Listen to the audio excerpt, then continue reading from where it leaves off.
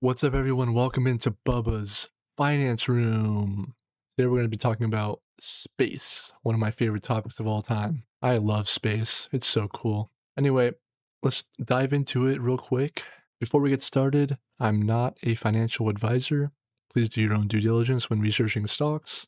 This is just something I'm excited to talk about because the next $1 trillion economy might not be on Earth, it might be above it. And that's pretty cool. Because for a long time, space sounded like science fiction. Astronauts, moon missions, Mars colonies, but now space is starting to look like infrastructure.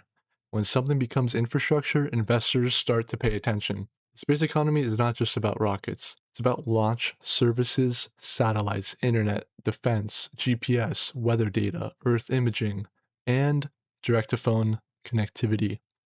In simple terms, space is becoming a business layer above Earth.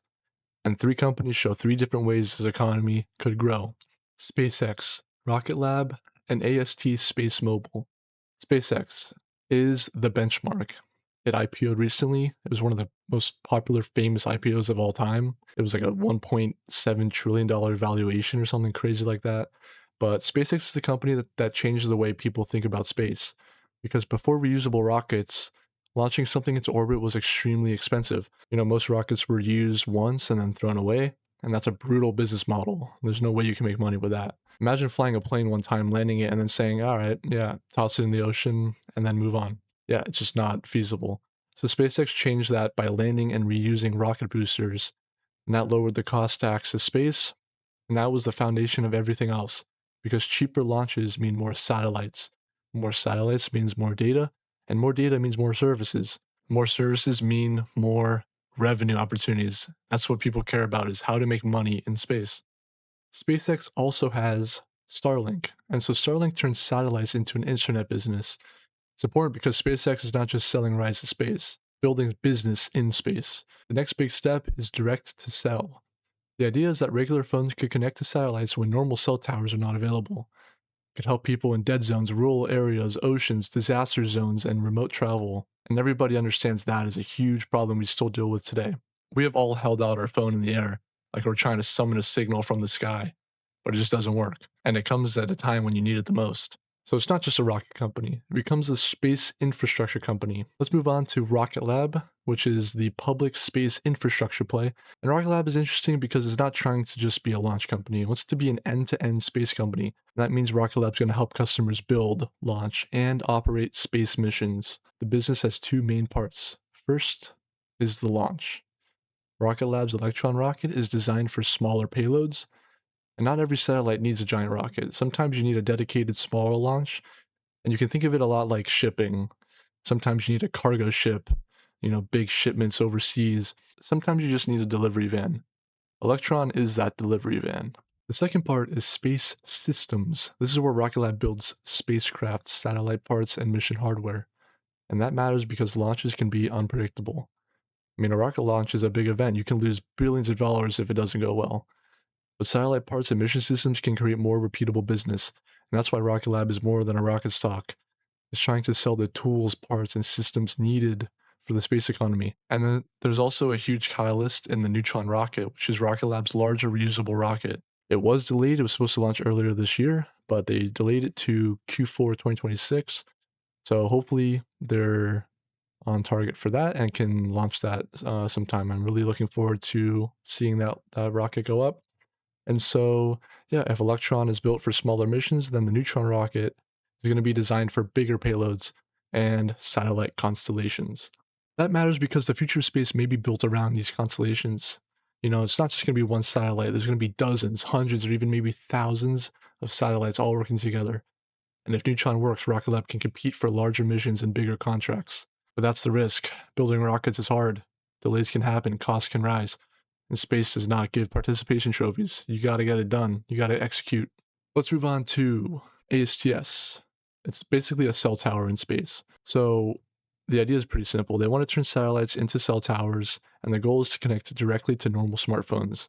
They don't want to have satellite phones. You don't need a special device. You don't need these giant antennas. It just works on your regular phone, connecting through satellites. And that's why STS is getting a lot of attention right now. The problem is pretty obvious. A lot of people still have weak or non-existent cell coverage. and ASTS is trying to solve that from above. If it works at scale, the opportunity could be massive. Rural communities, remote highways, ships, emergency zones, travelers, defense, anywhere cell towers are too expensive or difficult to build, ASTS can make that connectivity come to life. But ASTS is also risky. The execution is very difficult. They need to build satellites, launch them, deploy them correctly, connect with carriers, get approvals, manage costs, and prove to customers that this service is useful enough to pay for. And that's a long checklist. Luckily, though, they do have some of the largest cell phone carriers on their side already in a partnership. They have AT&T and Verizon, and so that's a great partnership, and hopefully it works out. So yeah, ASTS is a high upside, high risk space stock. If it works out, it can become a major player in global connectivity. But if it struggles, investors are going to learn that space is one of the most expensive places to be wrong.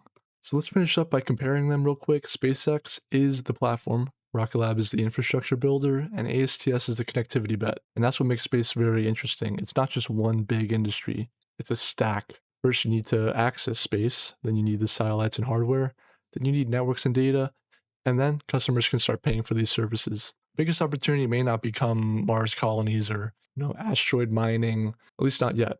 The near-term money may come from practical problems on Earth. We need better internet, we need better phone coverage, better national security, better weather tracking, and better disaster response. That is why investors need to focus on this part of the space economy. Not just the hype, not just the rocket launches. The real questions need to be answered. Can this be scaled? Can it survive delays? Are customers going to actually want this? And will it eventually generate strong cash flow?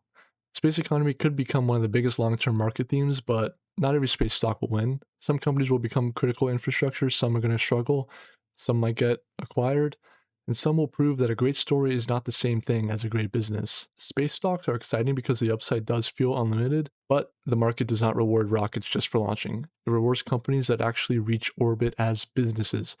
And over the next decade, the biggest winner in space might not be the company that goes to Mars first. It might be the company that makes space useful here on Earth. Because in the stock market, hype can launch a stock, but only execution keeps it in orbit. That's going to be today's video, guys. Appreciate you listening.